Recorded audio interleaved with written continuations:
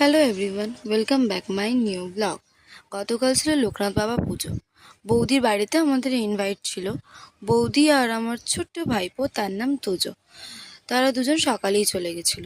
আমরা বাড়ির বাকি সদস্যরা পরে গেছিলাম, মানে সন্ধ্যের দিকে। তো অটো করে তার বাড়ি যেতে হয়, তো সেখানে গেছিলাম। এই যে ভিডিওতে দেখছে বাচ্চাটা, এটা হচ্ছে সে আমার ছোট্ট ভাইপো, নাম তোজো। সব প্রথমেই বললাম। তারপর একটু আমপান্না জুস খেয়ে আমাদের একটুখানি বসতে হলো। তারপর গেলাম যার জন্য যাওয়া, মানে লোকনাথ বাবা পুজো। তো তাকে দেখতে একটুখানি দেখলাম, তার সাথে অনেক কথা বললাম।